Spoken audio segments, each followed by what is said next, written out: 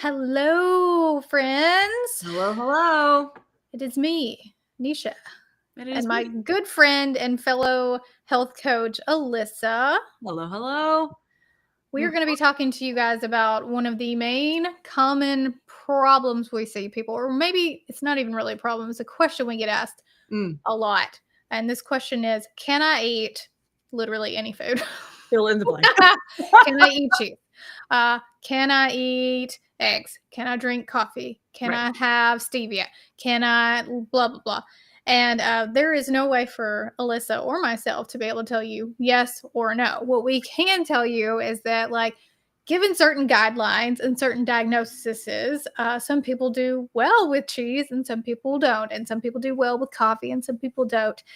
Right. The best way to know how to do this is what I did myself to figure out what my proper human diet is. Alyssa's done this a few times too. This is called an elimination diet. So we're going to talk about elimination diets today. We are about to start our elimination diet challenge inside the pro group. Mm-hmm. If you're already a pro group member, you can know that by looking at your plan. If you go to your settings, it'll tell you if you're a pro member, essentials member, or we had a basic a long time ago. Those people just hang out with us still. But if it doesn't say pro, then you need, and you're in the community, but you're not a pro member, you can reach out to support@drberry.com. Or if you're not in the community at all, you can go to phdhealth.community. But we're going to give you all kind of a basic rundown for all you self-starters who don't need the community. And then if you decide to join us, cool. If not, you can do it on your own. So elimination diets are the gold standard for people with autoimmune diseases, but that's not the only people who can benefit from them. I think the most common we and our clients have heard that come to us, they've done the AIP elimination diet, which is essentially paleo backed, and it does cut out a lot of things. It cuts out dairy, it cuts out gluten, it cuts out sugar, it cuts out a lot of inflammatory things, but it still allows a lot of things that some people still have inflammatory issues, like nuts, for instance, a lot of fruit, greens, things with oxalates, that a lot of people with severe autoimmune or even not severe autoimmune find some like carbohydrates that you would think, like, shouldn't that be in an elimination diet? And they're like, not this one. Like, you can have those, And I think that, I think the way that we approach it comes from a better place of, we're really going to eliminate because our bodies, especially like if you're eliminating dairy, I think anytime we talk about that with clients, you've got to eliminate dairy for at minimum 4 weeks before you even notice a difference, because that's how long it takes for all of that to get out of your system, and then for your body to begin functioning without that floating around and circulating, right? And so anytime you do any type of elimination, you've got to do it for bare minimum 30 days. And then I think even more, this is why we're doing a 90-day, because really then you got to get everything out in 4 weeks, let the body adjust for 4 weeks, and then start to see improvements in that last 4 weeks. And then we can talk about reintroduction, right? But until then, we've got to give the body time to, eliminate what's in there, let those toxins, all that stuff, let the body do its job and detox itself, and then we get to start pulling things back in to find out what works. Yeah. So there's actually, keto is an elimination diet too. I think a lot of people hear elimination diet and they're like, I can't cut out that many things. If you've done keto, you've done an elimination diet, because look at how much you cut out. Right. Like, you cut out a lot when you do keto, if you're doing real keto and not keto product keto, because there's a lot of stuff in there. But with keto, you're allowed to have a lot of things that a lot of people still need to cut out, like almonds and nuts and cheese. And I feel like every keto recipe has it really does. And if you're somebody that has to, and I say this because like the arrow is pointing at me, if you're somebody that probably needs to break up with dairy, like, going keto is not always the best first step, because literally cheese is in everything, and it is. And then, like, I think that's good, because it allows people to still have like a pleasurable experience with food as they're Right. eliminating all this other stuff. But I think a lot of people just go dairy crazy with all those recipes and they're like, I'm not suffering at all. And then they get 3 months, 6 months into it Yeah. and they're like, Yeah, it's that's weird. I have this issue that I didn't used to have, or I started gaining yeah, weight, and it's because they traded all the excess carbs for a yeah, lot of cheese, and even some cheese is low quality and may right. have some extra Yeah. carbs in it that you didn't know about. Or you just may be so sensitive to cheese and now you're eating double the amount that you used to, and your body's like, Yeah, and someone hey, says, "But buddy. cheese," and I'm like, "I'm with you." Like, I'm there with you. It's hard. There's also like research that shows that cheese, especially, contains casomorphins, and so that actually does hit a part of our brain where like morphine would hit. And so there's some there's some things there that we can talk about later. But that's a whole rabbit hole. But yeah, dairy, and Mhm. also like the nut flours and things like that. Like I think I was talking with Mhm. somebody once.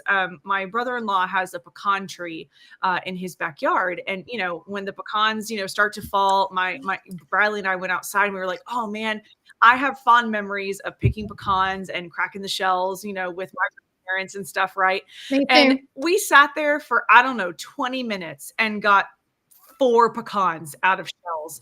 And eventually Bradley Mhm. was like, I give up. And he went in the house and he was like, I don't need these in my life that much, but Yeah, yeah, we have, all right. those kind of trees here on this property, and when I was little, I Yep. would get the hammer out and I would do that. Do you know how many times I hammered my thumb trying to get Yeah. a nut? Like, it's some work But and then it's what we painful do is experience, then so, we take yeah. almond flour or pecan flour or whatever kind of nut flour, which is a million of those dudes like put down into their processed, right?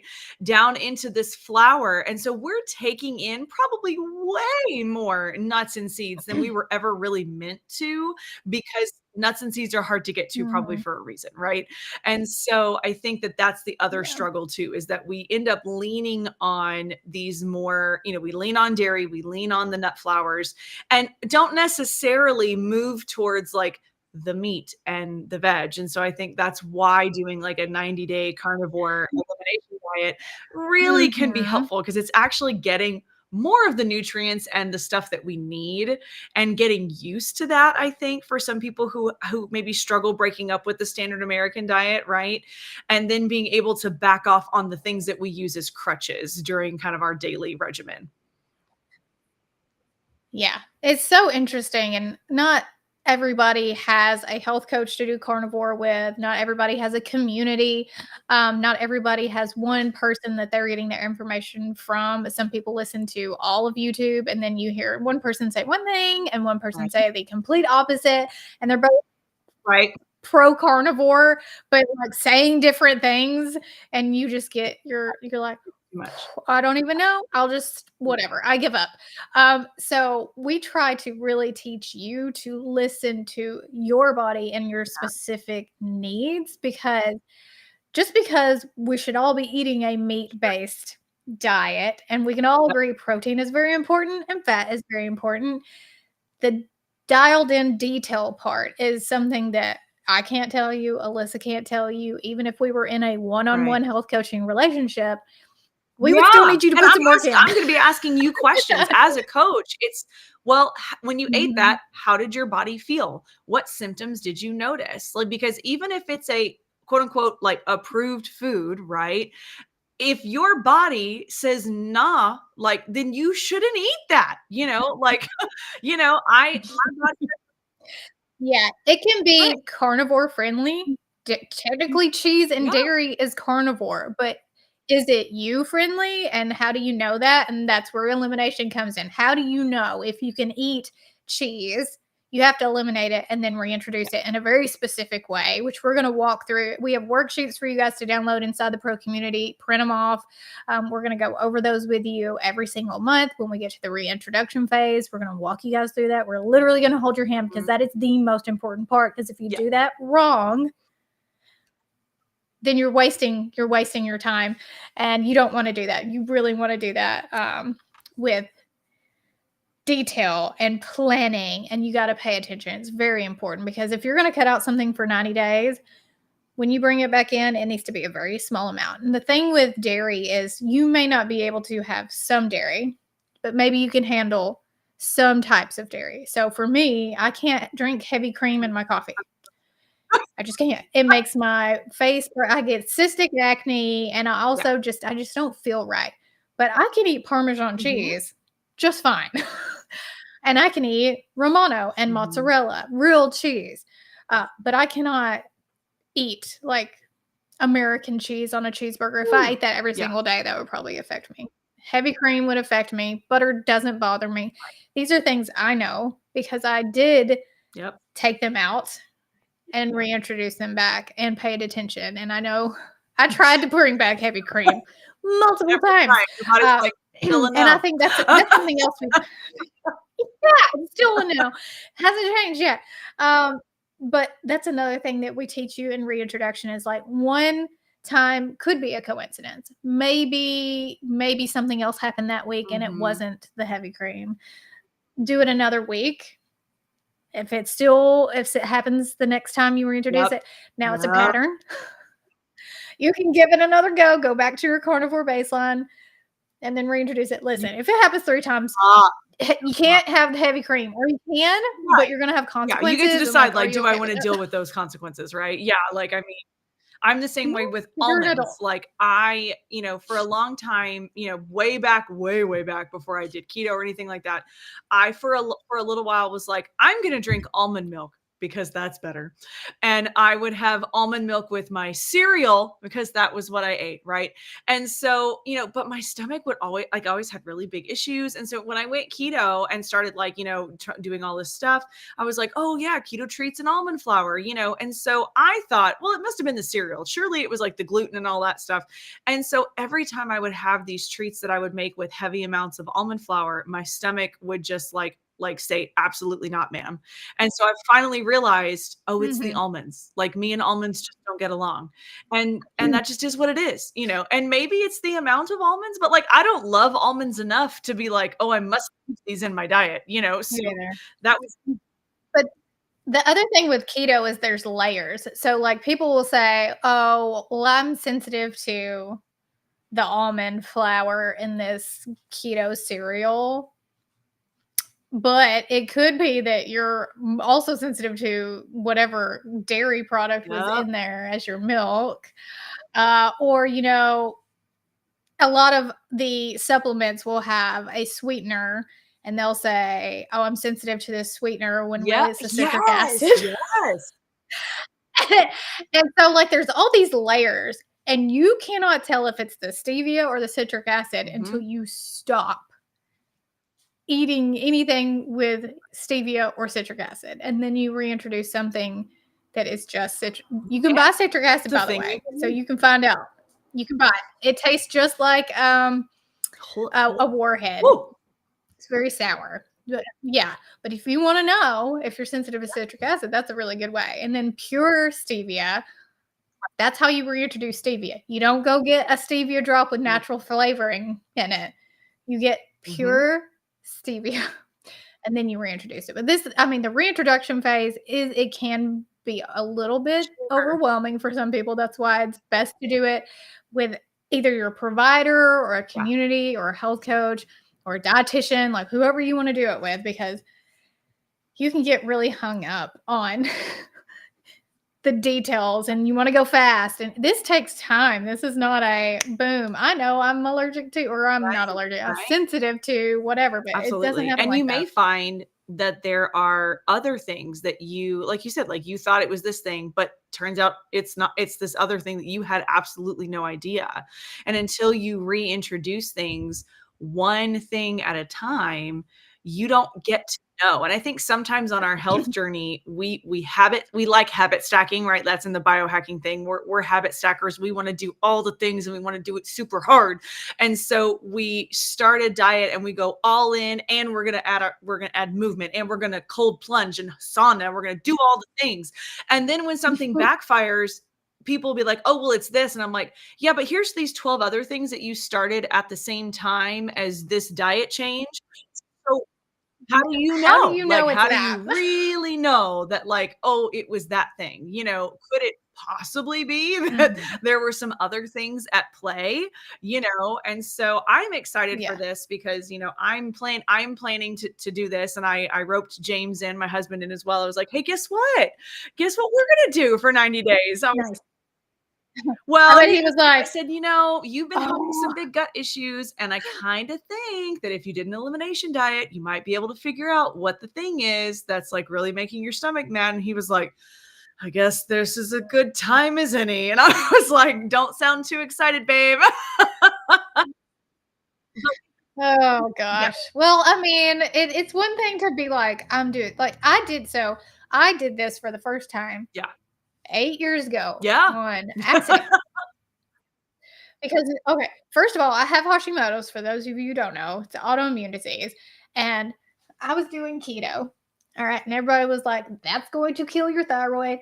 No one was doing keto for Hashimoto's back then. I was the insane person on the internet. I got so many comments like, this is crazy. Your thyroid needs carbs. You're going to kill your thyroid. Oh my Right. gosh, what are you doing? And I always was like, I'm just doing this. Nothing else helped. You told me to do paleo. Guess what? That made Mhm. things worse. What's the worst thing that can happen? Right. I already feel like I'm gonna die. I may look normal on the I'm outside, hurting. but on the Mhm. inside, everything is broken. Yeah. I don't care. I'm gonna do it anyways. Keto helped, and then carnivore was like this was literally. I knew 3 people doing carnivore. I got peer pressured into it, and I was All right. like, okay. I didn't think I'm doing an elimination diet. I just was like, Yeah. let me see if I can do this hard thing. I did it. I hated it. I hate it. But what happened was I lost the last 5 pounds that I was looking to lose, Mhm. which were mostly inflammation. My energy went through the roof, and I slept for the first time all the way through the Oh, night in God. like 5 years. And I was like, "What was I eating that was Yeah. why did this work?" And then it kinda like light bulb moment, this is an elimination diet. Look at all the things I stopped eating. Why don't people talk about this? Oh no, you can't. Oh no. Now I really was kicking up the Right. Hashimoto's community. How dare you? This is dangerous. You cannot do this if you have a thyroid problem. And clearly like I don't do Right. carnivore anymore. I reintroduce things back, but it is a very high protein, high fat with a Yeah. side of vegetables Yeah. and bacon grease. I mean, that's kind of what I ended up doing too. It's like I remember, because my time hop shows me all my pictures. And so at some point I was like hardcore carnivore, and I did it and I enjoyed it, but I also was like, but I like avocados and I like olives and Mhm. pickles. And I don't feel like those are the reasons that I was overweight and sick in the first place. Pretty sure that wasn't it. Me You neither. Right. And I So, think what is very interesting is the reintroduction phase allows you to pick yeah. and choose what you decide your proper human diet should be. It should be mostly meat and animal fat. Yes. But maybe you can have some avocado, maybe you can have some onions. Yeah. And the thing about that is like you're not saying I need to eat onions for the fiber. No, I don't think that onions do a thing for any part of my body, but they sure do taste good They are quite yummy. and they don't cause me any problems.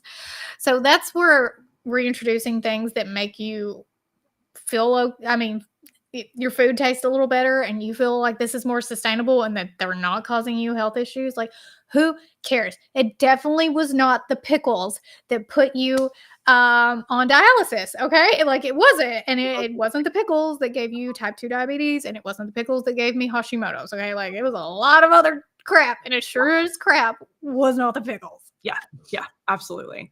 And I think that all of these other things, I often, I listen to lots of people out there. And so, there is, the camp of, we were opportunistic. That's a hard word for my brain today. Opportunistic omnivores, right? Like we preferred meat and animal protein because that was what we hunted. Sometimes that was scarce. And so we had to learn how to eat other stuff, but you don't see cave paintings of us going after broccoli. Okay. Like that's not a thing. We went after the animals, right? I mean, my chickens are omnivores too. And let me tell you, when I come out there and I have like leftover tomatoes in one hand and the bag of black fly larvae in the other, Which one are they gonna go for? Right, exactly. They're going for the black fly larvae in case you don't have chickens, okay? I was like, And I'm gonna then assume that's the one they're going for. and then they're gonna go get the kitchen scraps Right, later when they've eaten all the bugs and there's not a bug left on the ground yeah. because that's what they want the most. And then they're fine to eat the other stuff. But if I just was going out there and giving them like peanut butter and jelly sandwiches to eat, then they really would not do very well. And I would probably have a lot of sick chickens at some point. Chickens. Like, just because they can eat whatever, because chickens will eat literally anything. Are they like goats? Like they just eat anything? I mean, they'll eat their own eggs. Okay, Wow. they're Wow. cannibalistic. Yeah. Even, but you know that's the whole thing. There is like just because we can survive on one food doesn't mean it's the best food for us to thrive on. Exactly. And so I think pulling in these other compounds after you've done a 90-day protocol, I almost view those as like supplements, right? Like I am supplementing my very meat heavy, getting all my nutrients from the fat and protein diet with these veggies that I like. And really and truly, like I don't like vegetables. And I'm so glad that I found a diet where I don't have to eat them if I don't want to. Because growing up my whole life, I just don't. I don't like them. I don't want to eat them, and so Technically, I don't eat any vegetables. People get really worked up. It's like, well, okay, technically, onions and garlic are alliums, yep, I eat out. and tomatoes are technically berries. Yeah, And avocado really, is a fruit, olive is a fruit. I eat fruits and meat. Like, right, like I am I'm doing sorry. your diet, except for mine is low carb and yours Right. is high carb. So Exactly. get off me. Yeah. So, but that's also, I've also done the work to know that that works really well for my body, and if it didn't work, then I would figure something else out, and Right. maybe there are people who are thriving on broccoli and cauliflower. Those don't sit well with me. It's not a thing that I need to eat in my life all the time, I don't want it. It smells like a fart and it tastes bad. Like I don't want to eat it. But if you want to eat it, yeah, and you feel good, like I don't care. Go for broth. Our challenge is not, and our cohort, this whole course is not for us to force any one way of eating down your throat. Nope. We don't care. Nope. What we do care about is that you give your body a chance to reset, give your gut a chance to reset, and allow your body to talk to you so you can make an informed decision because you're a grown up. Dr. Berry can't tell you what to do. I mean, he can, but like he doesn't You know. don't have to listen to him if you don't want to. Like, Right, but like he's not in there. What he says on the internet is a one-off statement. If you came to the clinic and saw him one-on-one, he would be able to talk to you longer. And I guarantee you there would be some nuance there. Yeah. Okay, but he can't do that online. That would take 6 hours, and no one wants to pay. We ain't got that kind of time. Yeah, okay, so but I don't want you to come into the carnivore elimination challenge thinking that we want you to end up doing carnivore, that we're trying to push the carnivore agenda. Like, we don't care. We want you to come out the other side. Yeah. With clarity about how your body reacts to certain foods. Yeah. And we want you to be honest because, listen, I love pizza. Don't we all? I love pizza. I want to eat pizza every day. If I could, I would. If there was a magical pizza that did not give me all the things that pizza gives me when I eat it every single day. Yep. I would indeed eat it. Yep. However, I can say I love pizza. Pizza doesn't love me back. I cannot have that all the time. Right. I'm honest about that. Yeah. I could also be the kind of person that was like, pizza's fun.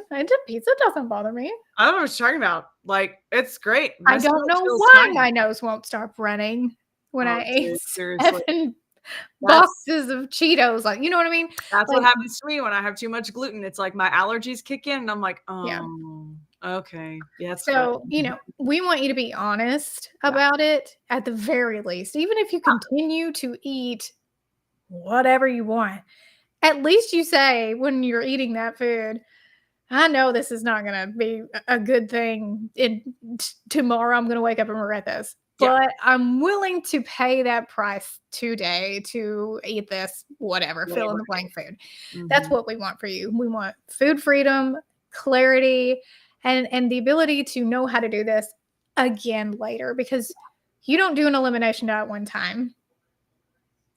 No, it's really good to do, periodically. Like I think I did it fairly early in my health journey, and now I'm at a place where I'm like, okay, like I've just finished having my last child and I am tiptoeing into perimenopause. And it's like, it's time to kind of see where I'm at right now. In Mhm. this, as I know that I'm leaving a season and Yeah. entering a new one. Yeah. Where is my body hanging out right now? I did it after every pregnancy.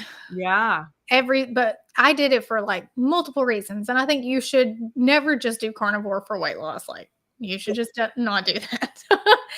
Because it's more powerful. You're not giving yourself enough credit for doing this hard thing, and you're not going to get all the benefits if you're just like, I'm doing it for weight loss, and then you just willy-nilly like add stuff back into your diet when you could have Right. paid attention and got so much information about your body from your body, first person.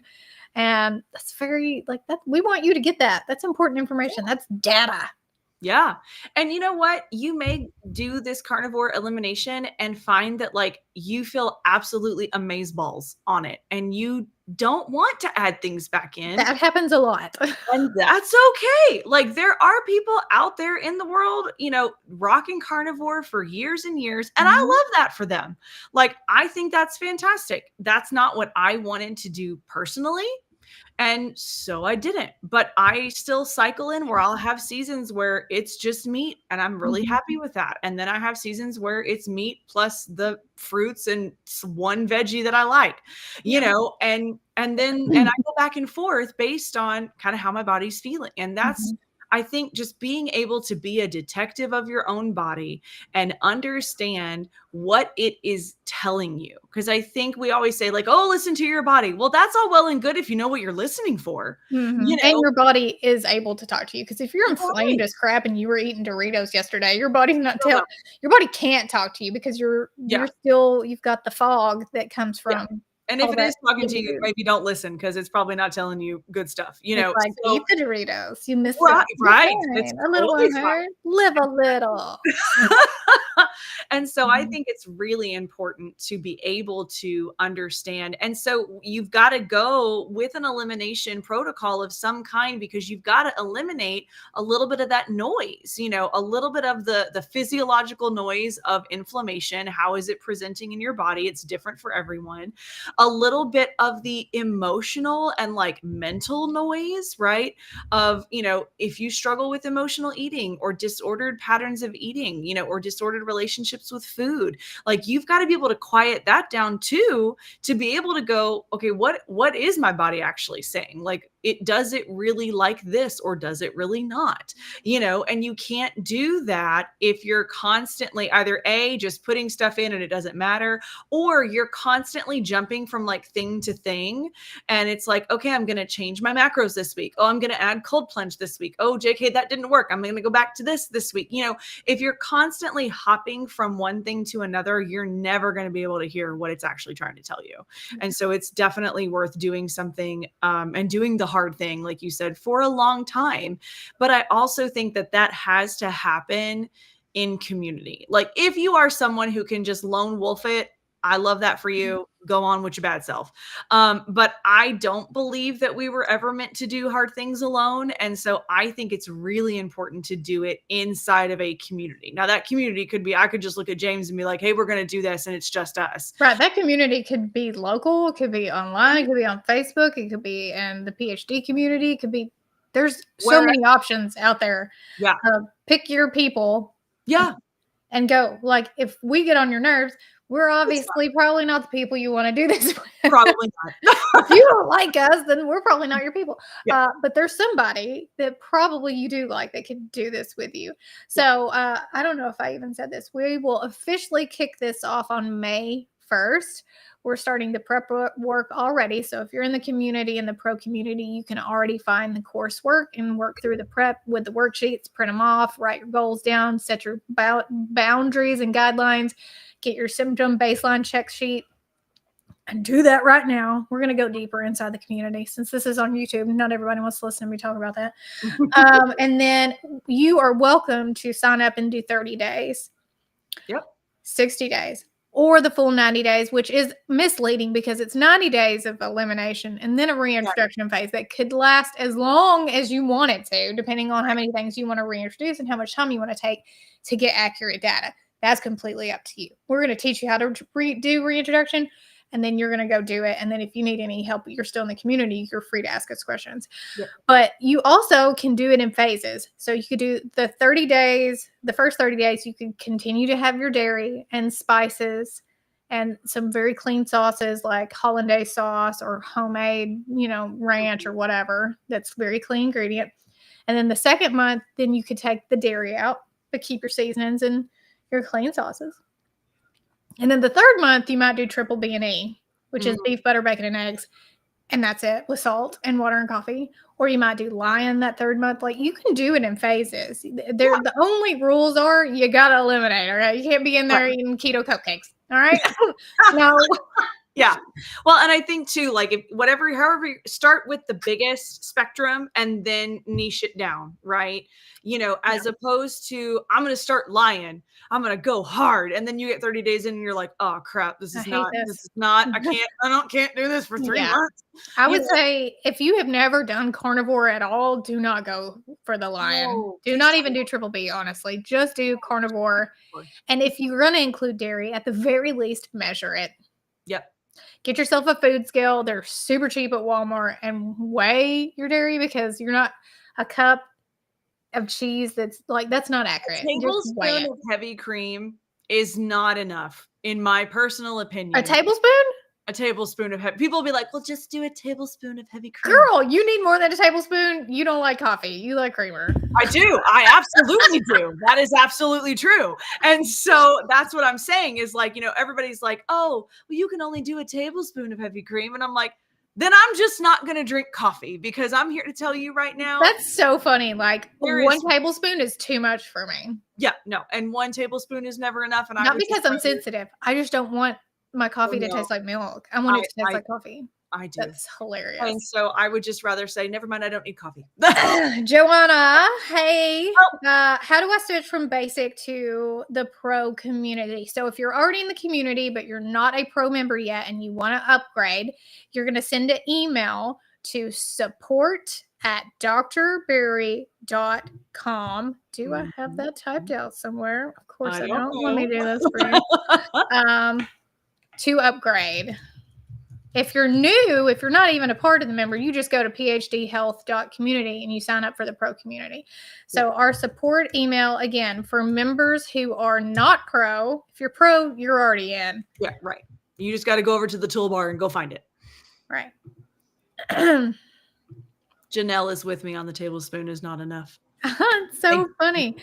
I love the flavor of coffee, though. Okay, so again, don't send an email if you have never even been in the group before. You don't even know what we're talking about. You're brand new. Skip all that and just go straight to the website, and you can sign up for the pro group, phdhealth.community. Pick the pro plan, and then you get immediate access if you go to phdhealth.community. Don't go to drberry.com.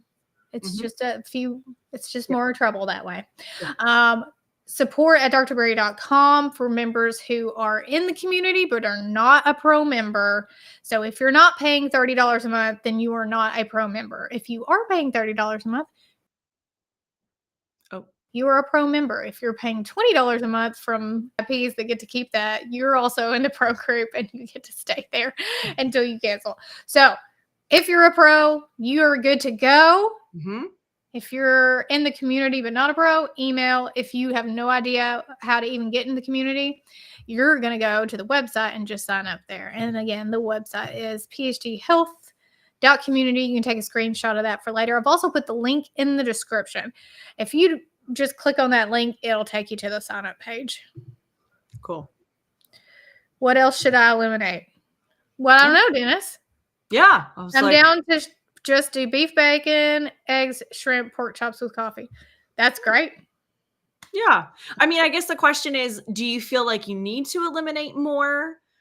because you're still trying to work through things or you have certain goals.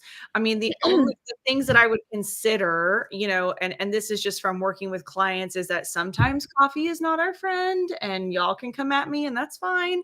I say that as someone who drinks coffee. I don't drink it regularly. I don't drink it daily. I don't drink a cup of coffee that's 32 ounces and say that that's all I have. You would That be is not a shocked cup of coffee. That is at a the carafe. number of people who tell me that they have small amounts of coffee. And then when I ask them how many cups, they're like, well, I have 4.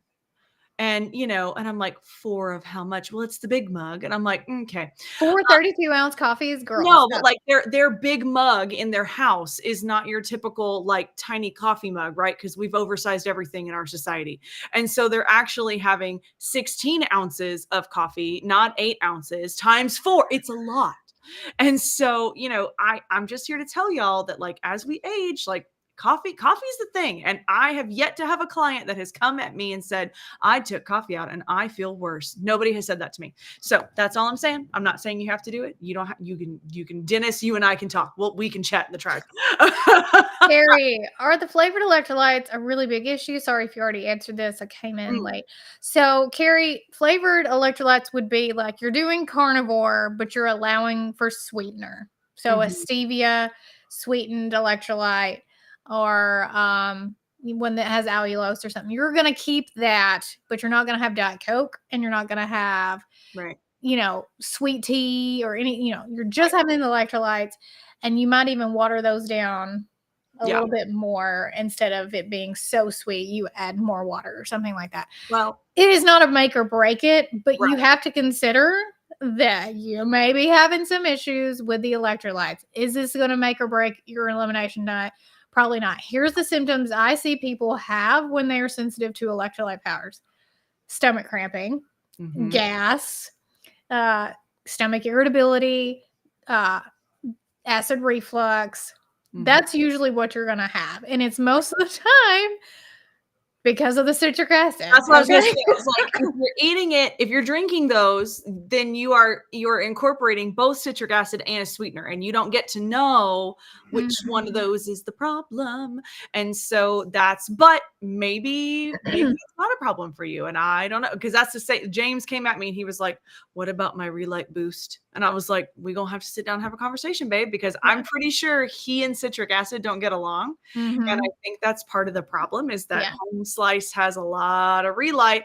And so I was like, I think you might want to consider taking it out just to see. Yeah, people get really worked up about the sweetened aspects of electrolytes, and they don't even pay attention to the citric acid. And I know more people who, when they actually eliminated and then brought back it was the citric acid nearly every single time. Like, you're not as sensitive to maltodextrin as you think that you are. It is probably the citric acid. Yeah. And especially if you're drinking a ton, right? Because like we know electrolytes are important. And so I think sometimes we go a little ham and we have so much that our body is like, whoa, that's a lot. And the body's going to do what it has to do to get that out. Yeah. So there are electrolytes that do not use citric acid. They don't taste as good. I'll just tell you straight up. They do not taste as good. But if you're someone who is sensitive to citric acid, but you want the sweetened taste, then you're going to want to find one that is sweetened but doesn't have. Listen, just go unflavored. They taste fun. Why? I don't know why. Like, I love them, and you can add a little. Even if you added a squirt of lemon juice in it, that's still not going to be a processed powder. It's just like a little bit of lemonade. Or you can just not do electrolytes, or you could do the mineral drops. You could take electrolyte pills. I know Keto Chow has the supplements now that are actual pills. Has them. I mean, there's so many options. They say you don't have to drink them. You can take them in capsule form now, which is totally fine. But it all comes down to, are you having a symptom that is associated with an ingredient inside of those electrolytes? If the answer is yes, then you should probably eliminate them. Right. Totally. Okay. Do you see another question? Well, I can't scroll. So, I can't. Just kidding. I lied. I can totally scroll. Liar! My bad. Get on a throne of lies. All right. Let's see. Bree, I think, is asking. Oh, she's asking about supplements. There you go. Why did we find her at the same time? That's so funny. Hey, Bree. Yes, I remember you. Monday, you gave me tips including supplements. Can you recommend a good brand of folate? I was the one with Picos. Yes. Okay. So the brand that I use is I don't know. the tip of my tongue.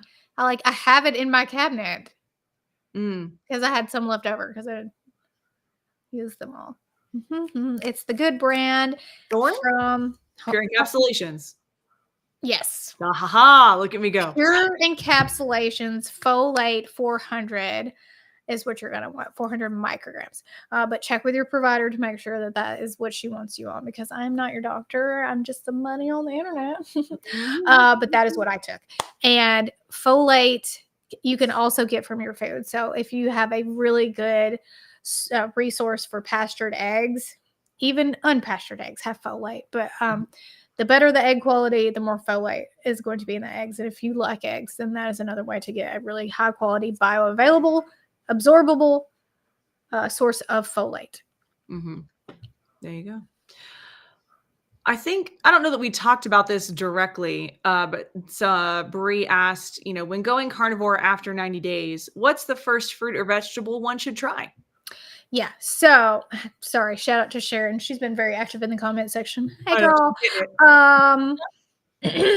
So in the program, this is something that is going to take longer than 5 minutes to explain in depth. But here is the elevator version. Start with the least inflammatory food and work your way down. So if you're someone who went lion, which is ruminant meat only, and salt and water, then you would reintroduce something like chicken. Then you would introduce something like pork, uncured pork. Then you would introduce the egg yolk first, then the egg white, then a whole egg, and you work your way down till you're at the part where you're either done, you don't want to introduce anything else, or you're like, let me try some sourdough. How far do you want to go? Yeah, where do you want to go with that? Right. So most inflammatory being like you're just going back and getting a Snickers. Okay. Most inflammatory. We don't recommend doing that. People do. And then they also have a trip to the bathroom that is not a very happy one. Because listen, when you reintroduce something that you haven't eaten for 90 days and your gut is completely healed and you give it something like a Snickers bar, your body's going to be like, what? The actual flip. Okay. No. Why are you doing this? We're going to be in the bathroom for a hot minute. And when I say hot, I mean hot. Okay. Going to be on fire. So we definitely recommend doing that in small amounts. So when you go lion, we're going to use lion because it is the most elimination that you possibly do. And you bring back in chicken. You're not going to eat an entire rotisserie chicken. Please don't eat any rotisserie chicken. Okay. You're going to get a small, like maybe 1 to 2 ounce chunk of like chicken thigh cooked plain, because if you add sauces and seasonings, now what are you introducing? 3 things, right? You're not just reintroducing chicken. You're introducing oregano and like whatever the crap else you put on the chicken, right? Okay. You have to cook the chicken thigh in whatever fat you've been using the whole time. So whether that's tallow or butter, whatever, and salt, because salt is something that you were doing at your baseline, which is lion. Okay. So you're reintroducing a small amount of this food that you have not been eating for 90 days, one time for 1 day. And then you're going to listen to your body. Yep. And if you still feel good like you were at baseline, or you even feel maybe better, then yay, A-okay. Chicken thighs are good to go. They are a green food, huzzah. If you're like, I'm not really sure, I kind of think maybe the chicken skin was too fatty. Maybe you need to take the skin off. Maybe you and chicken suet, I think is what chicken fat is actually called. All right. Maybe that was too much. Maybe the chicken meat is fine. So then you're going to go back to baseline till you don't feel gross anymore. Then you reintroduce the chicken thigh cooked without the skin on, and maybe you feel amazing. You're like, okay, I can eat chicken thigh with the chicken fat in the protein, but like the chicken skin was just too much for me. Maybe you reintroduce the chicken skin later when your gut is like a little more adapted to eating chicken again, right? Yeah. Then you go back to your baseline, which is lion with salt and water only for like 3 days, 3 to 4 days. And then you reintroduce something else. So if you wanted to reintroduce bacon, say that's the only pork you want to bring back in. Like you don't eat pork chops, you don't eat sausage, but you love bacon. All right, you're going to get plain bacon, not spicy bacon, not spicy not Cajun bacon. Just not bacon. Like weird sweet cinnamon toast crunch bacon, because that's a thing. That's a thing now. Cook up a piece of bacon, eat it. Yeah. Did you feel amazing? Did you feel good? Huzzah for you. You get to eat bacon. Yeah. All right. You keep working your way down till you get to something that you're like, oh. Oh, that's not a thing. No. Oh, no. And unless you're eating a huge amount, the reaction should just be like uncomfortable. Yeah. But if you like go ham and eat a block of Parmesan cheese, like maybe you're not sensitive to Parmesan cheese, you're insensitive to the block of Parmesan cheese, right? So like when you're reintroducing cheeses, make sure that they're pure, good cheeses. Start with the hard cheeses, the aged cheeses like Parmesan and Romano. Start with those and then work your way down to the softer ones. And then last thing on the dairy list should be liquid dairy. So heavy cream or half and half or whatever. Mm-hmm. Yep. It's intense. Reintroduction can be very intense. Yeah. Lillian had a question way back about, is it food sensitivities or is it low thyroid, because that can cause gut motility issues in IBS? And it's like, wait, what's the name? Lillian Mooresworth. So how do we know if our gut issues are from food sensitivities and not only from a thyroid issue? I've heard that low thyroid slows gut motility and can cause IBS issues. And it's like, you're asking chicken and egg questions. Okay, yeah, that's exactly what I was literally about to say. This is chicken or egg. But from my experience with working people with thyroid problems, it's almost always the food that is causing the thyroid problems, that is causing the gut motility and the things. Right. Yeah. So when you remove inflammatory foods like gluten and sugar and nut flours and dairy, and you give your gut time to like chill out, then everything starts to fall into place. Your thyroid, you don't have the leaky gut anymore, because now we're sealing off those little places that were allowing things to pass that shouldn't have passed. And now your thyroid is like chilled out a little bit too. This stuff takes time though. Okay. This does not happen in a week or 4 weeks. This happens over 3 to 6 months, sometimes a year. And like, when I say that, people are like, deuces. But let me tell you something. All right. This is the story. This story has been told before. And now we're going to tell it again. Okay. The same, but different. The tortoise and the hare. Okay. Yeah. You cannot run to healing. All right. Let me tell you a story. Let me tell you a little story. All right. Here we go. I actually just told this story on the YouTube video that I just recorded. I have a greenhouse. Okay. And I have brought seeds in and sprouted them over 4 years. Every single year, I put the seeds in the dirt. I spray the water. And the next day I go, is there a sprout? Do I have plants? Is it plants? I know. My logical brain knows that crap does not happen overnight. That seed didn't go boop. No, it takes time. It takes sunlight. It takes nutrition. And it takes water for a seed to grow into a plant and for a plant to produce fruit.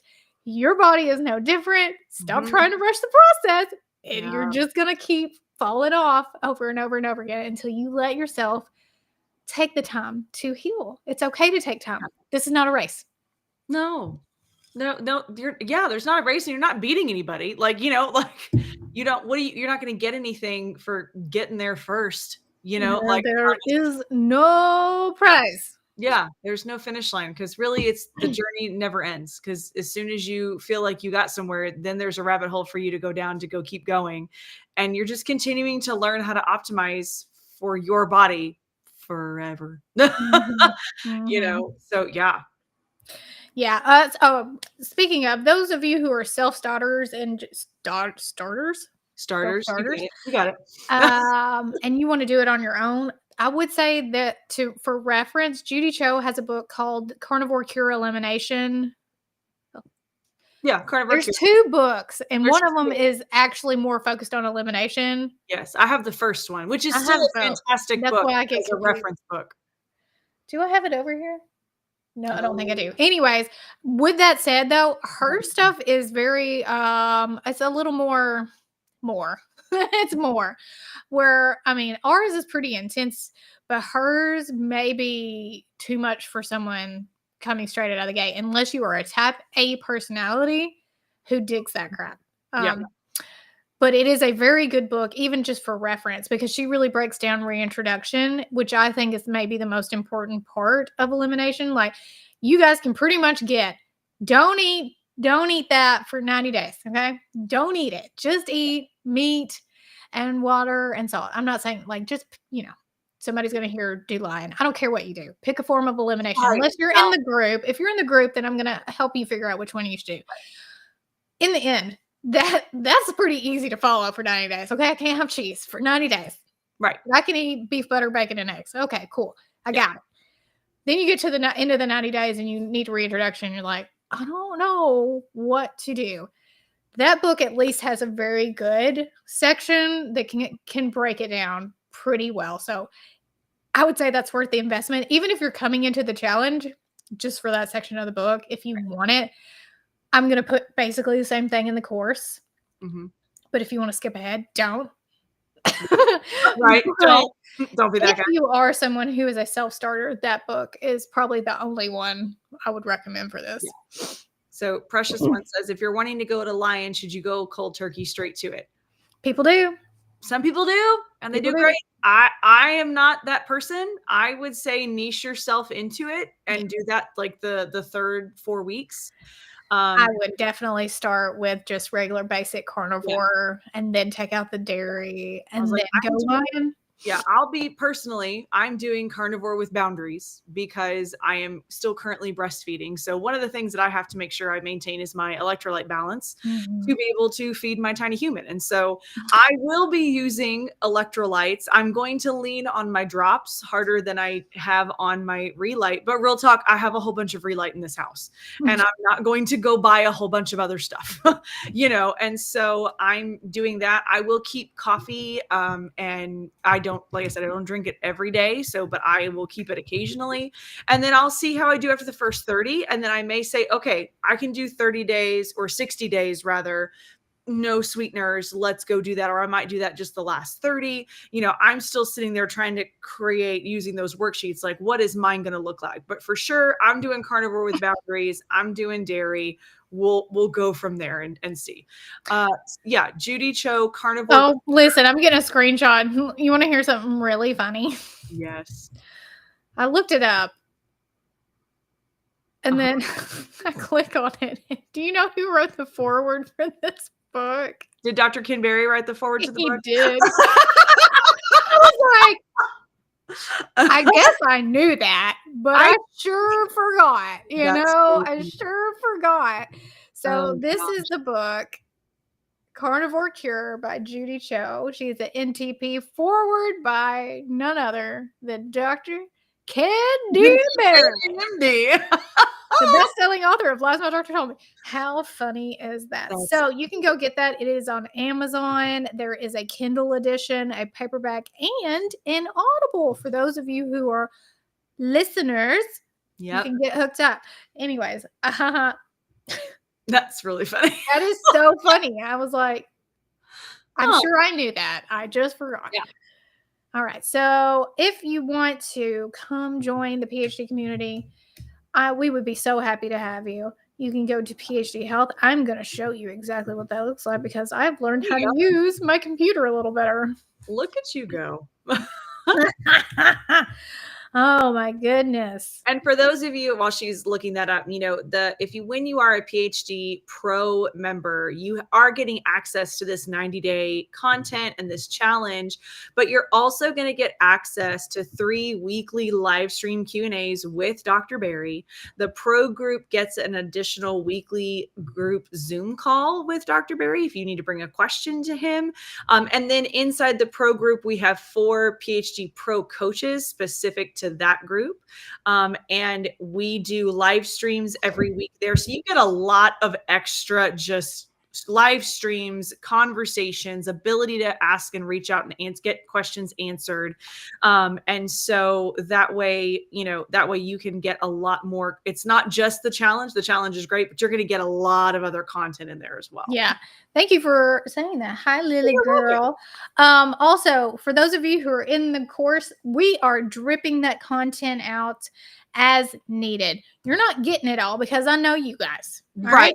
Yeah. I know you guys who would just like run to the end. Yep. And I don't want you to do that. I want you to take your time. And I don't want you to see the reintroduction part until we get to that part. Okay. So I'm not giving it to you until we get there because you don't need it yet.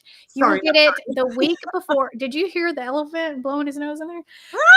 I did not, but that's amazing. You will get it when it is time for you to need it. Okay. So if you're interested, you can go to phdhealth.community right here on the screen. And then you're going to pick the Pro membership, this yellow one right here. Mm-hmm. When you click that, it says, whoa, what happened? PhD Pro plus 90-day elimination course, May 1st through August 31st, 2025.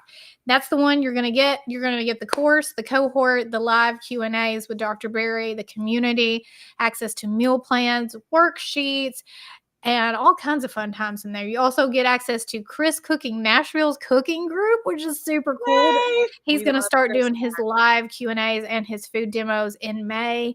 So that's exciting. That's also included. Lots of fun things coming to the PhD community. We would love to have you, but we would love to have you here on YouTube too. If you want to just hang out with us here, that's cool. Where did... I have to turn you off. Yeah, I was like... How do I turn you off? I don't know how to turn that off. Boop, boop, boop. Oh, we don't. How many different ways can we make this? Now you're covered up. That's fine. It's cool. Ta-da! Okay, so there we go. If you are in the group, but you are not in the Pro community, meaning you don't have access to the group, but to the Pro group, but you have access to the PhD community, you can go to support@drbarry.com and put want to upgrade in the subject line so that Alyssa can get to you, but because we get emails from everybody in there. That's not just community. Please also tell me what plan you're on. If you are a dedicated member, if you're an OG member, or if you're an essentials member, because that makes it a little bit easier for me to go and find you and get you where you need to be. So that would also be very helpful. All right, guys. Thanks so much for hanging out with us. We are going to be live in the group on Tuesday inside the course challenge. And we'll be answering questions, go over motivation stuff, and just hang out with you. And we can't wait to get started. Have a happy weekend.